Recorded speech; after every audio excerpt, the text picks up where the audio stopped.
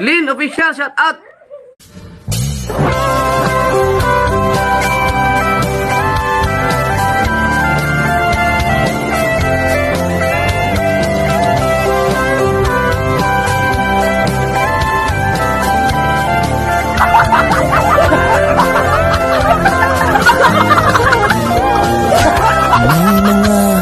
Pinoy na nangangamba. Ano, yan guys, ipapakita ko lang yung minarket ko, kagagaling po ako ng market. Today is market day at ang lalaki yung nabili ko na bangus guys, na tiyempuhan ko yung nagtitinda na matanda, na uncle na matanda na lagi kong pinagbibilhan ng bangus o kaya yung salmon fish head. At sa totoo binigyan ako ng ampaw ko yung suki ko doon sa market ng gulay ng $10, which is tamang-tama sa dalawang isda. Ayan oh. Ayan guys, so ang laki ng bangus. Ayan. Oh, kita nyo? Dito ako sa lababo. Ang laki guys, so $5 each. Kaya kung yung binili ko sa NTUC nung pumunta ako na yung ibinabad ko na ito, which is ipriprito ko na ngayon yung ibinabad ko, yung minarinate ko na na isa. Alam niyo ba kung magkano ito? Ang liit-liit lang is $3, $4 something. So halos kalahati yon. Ayan. Pero ko na ngayon yan, piprito ko na kasi ulamin ko ngayon tanghali with nakabili ako ng ng talbos ng kamote. Nakakita ako ng talbos ng kamote, so maglalaga ako ng talbos ng kamote with, and yun ang ko. Di naman lininis ng maigi ni uncle, may mga pa rin. So ayan guys, at eto i-stack ko guys na itatago sa rep. Kasi darating na nga ang amo ko. So hirap na naman ako sa ulam pag nandito siya, kasi nga kuripot siya sa mga ulam. Inuubos niya yung linuluto ko. So kailangan kong mag-keep talaga ng food ko para hindi ako magutom. Yung mga gusto ko kasi nga vegetarian siya. So yung gulay lang ang nakukuha ko. So mga ganito, kung gusto kong mag-ulam ng mga isda, prawn, or chicken, gagamitin ko yung sarili kong pera guys. So parang wala naman kasi akong lakas na magpuyat pag yung puros gulay lang, na bukonti pa yung kainin. Di naman lininis na maigi ni uncle, kasi maraming ang customer kanina. Nag-iisa lang siya, so hindi niya talaga malinis na maigi. At hindi ko na rin pinahiwa doon kasi nga baka mali yung gusto ko na size, at saka nagmamadali ako. Ay, natumba yung aking sangkalan. So ayan, pakita ko sa iyo kung gaano kalaki yung bangus na nabili ko, $5. Tapos, yung isa guys is pina-slice ko siya kasi. Ay, nasaan na ba yung pina-slice ko? Eto.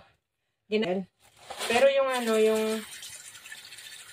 yung malaki ito is ako ang magde-decide kung anong gagawin ko. Kasi bumili ako ng kangkong. Gusto kong isigang yung ulo niya guys, kasi napakalaki pa. Press na press ba? Ayun o. Hindi naman tinanggal ni uncle yung hasang.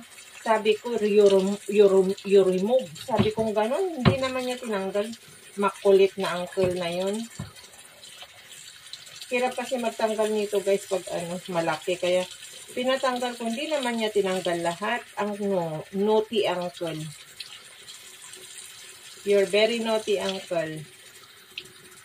Ayan guys. Binininis ko na. So,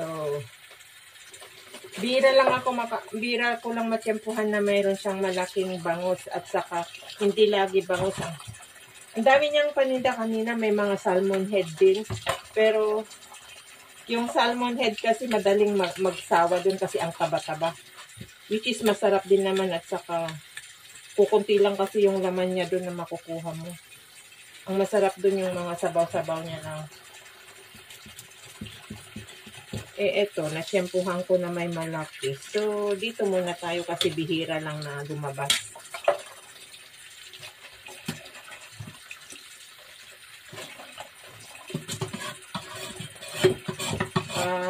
Magta-touch na lang ako na mag-vacuum, mag-mop.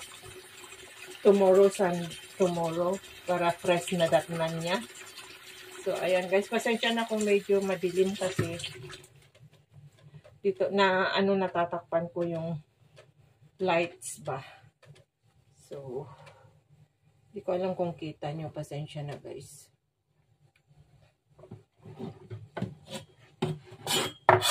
Mahirap yung walang tungtungan ng cellphone ba na maigi.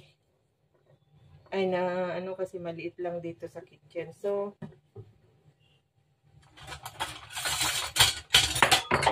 nawala ko. At ito yung kamatis ko na pag-aanon ko mamaya sa talbos ng kamote na lalaga ko guys. Mag-Filipino food tayo ngayon.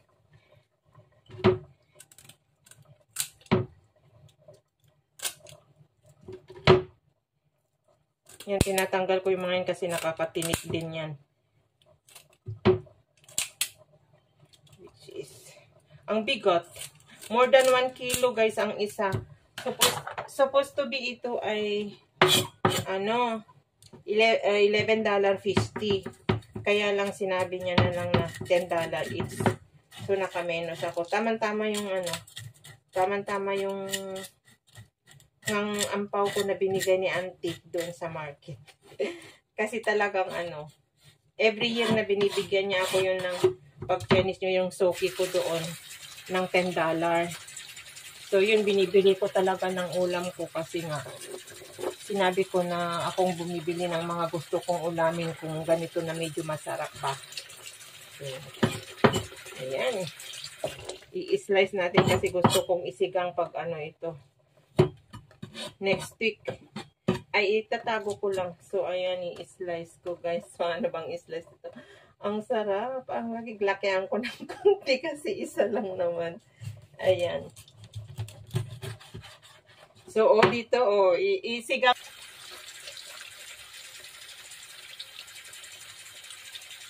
Dito yung ninangitin ito kasi masarap yan. Sa wakas, makakatikim ako ng bangus na malaki. Ang tagal-tagal ko nang inaasam ng magsigang. Hindi ko alam, isigang ko paksi ko. Isigang ko na lang kasi sayang yung ulo. Laki-laki.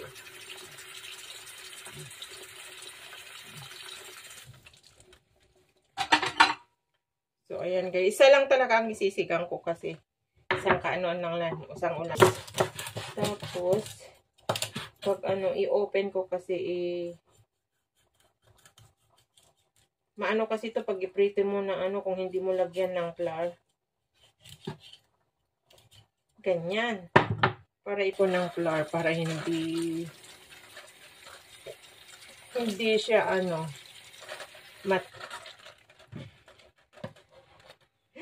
ganyan. Hiwa-hiwain ko guys. Ayan, para tipid sa ulam ba. Isang slice, isang kainan. So, ayan. Ganyan lang. Para tipid tayo. And isawsaw mo na lang sa sa soy at sa kalamansi. Meron naman ako silver swan dyan. Yan.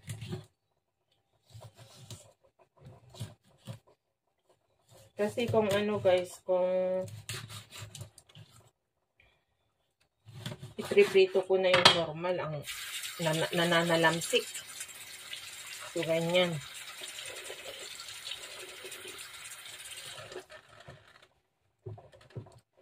Ganyan na lang. Lagay ko sa Tupperware para itago ko muna sa ref. So, ayan guys. Dito muna tayo. Linisan ko muna yung mga pinamili ko guys. At ito rin yung isa. Pinakita ko lang yung kalaki. Tapos i-rep mo. I-keep mo for 2 days. Para masagip-sip yung lasa. which is mamaya ganun ang uulamin ko yung unang ibinabad ko. So, yan guys, pasensya na kayo kung ano-ano na lang itong mga pinaggagawa ko dito sa loob ng bahay na binibidyuhan ko. Balikan ko kayo guys. So yan, niluluto ko na po yung malaking bangus na binabad ko na overbabad na ilang araw na. Magwa 1 week na. Marami kasi akong ulam dyan. So ayan.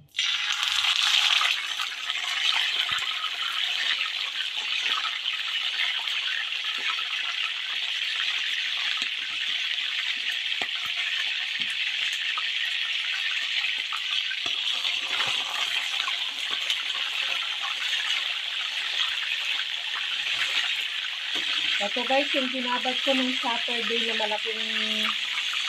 malaking bangus na $10 yung binili ko ng ampaw ko. Na-over na, pero ang bango-bango, amoy suka na. Para hindi na ma-over babad kasi nga na-over na, maasim na siguro to.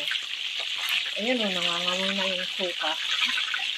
Kasi marami kasi akong pagkain dyan na binigay ng kaibigan ko. Anyway, mag-iinit nga ako mamaya. So, ngayon, ang gagawin ko, iluluto ko na tapos itatupperware ko na lang na ilagay sa rep pag nabahawan na para pag wala na akong ulam, iniinit ko na lang sa microwave. So, para nangangamoy na nung sobrang asim na siguro. Pero napakasarap guys yung amoy. At yung isa na malaking bangus ay naulam ko na nga yung ulo niya, sinigang ko. And yung hati na hiniwa-hiwa ko ay nasa rep pa. Siguro next week ko na yun maluluto. Ipriprito ko rin yun na lalagyan ng klaro para hindi tatalsik. So, ayan, ang bango guys, nakakagutom.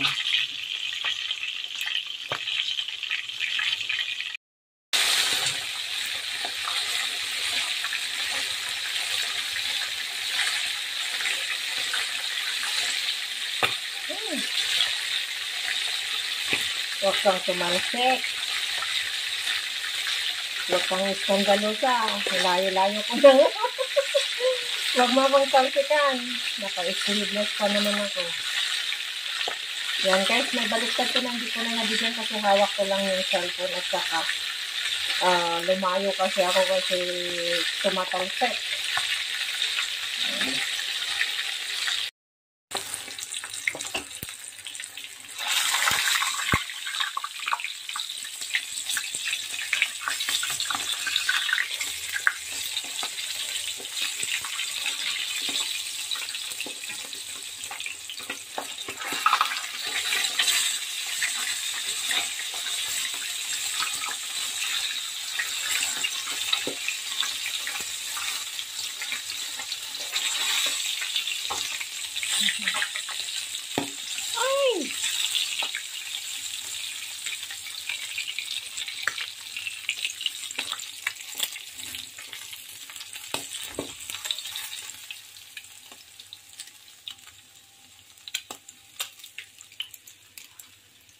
Yan guys.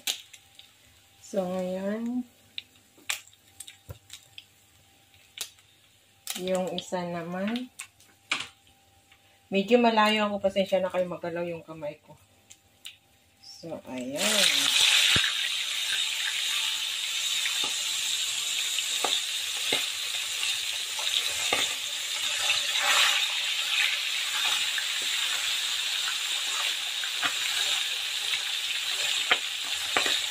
Natalsik. Takpan ko muna guys.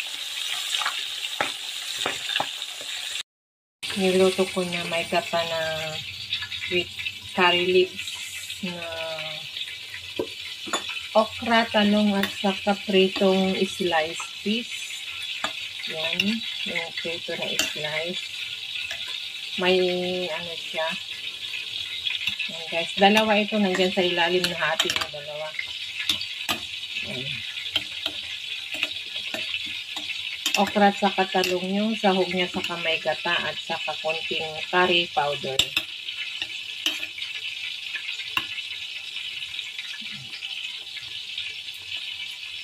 Yan, kumukulo-kulo na. Hindi ko na lang pinakita yung yung proseso. Kukuhanan ko lang ng mga clips.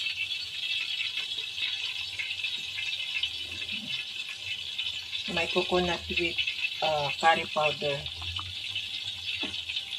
Okra at saka talong yung kasama yan, guys. Bali, 2 slice na fish yan.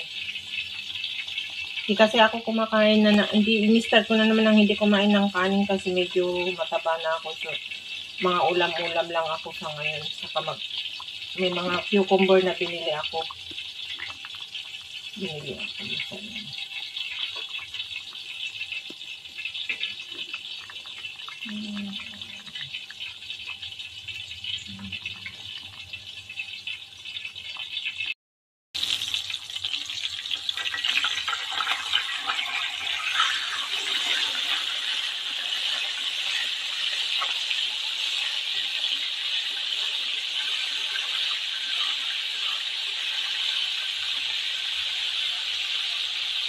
Ang laki talaga yung $5 na bangus, guys. Kung sa NTUC nabili ito, ano na ito? $8 na to.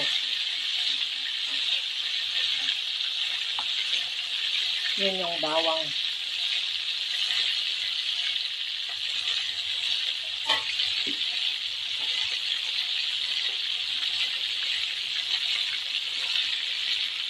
At ayan, kumukulo na yung curry fish ko, guys.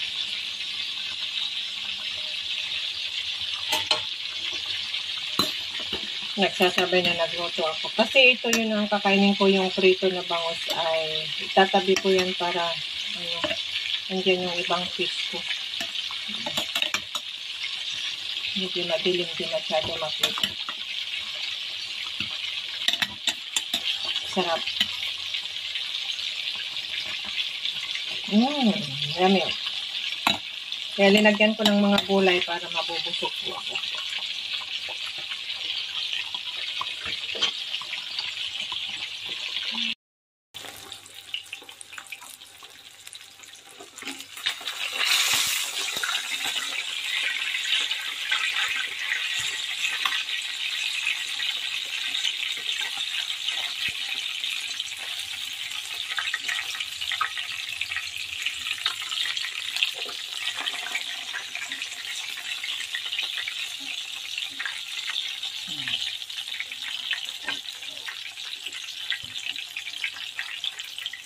Ganda ng pagkaluto, guys. Yan. Itatago ko to pag na yung tiyan. Yung taba niya. Ang taba kasi. Yan. Sa mga paulit-ulit kong content, guys. Ingat and God bless po sa atin lahat. I love you all.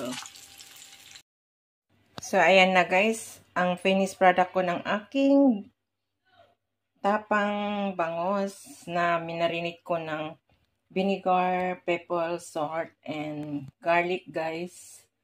And konting soy sauce. So, ayan.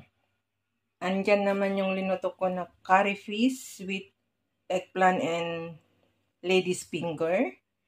Ayan. Ayan ngayon ang aking kakainin. Ganyan lang. Tapos, ito yung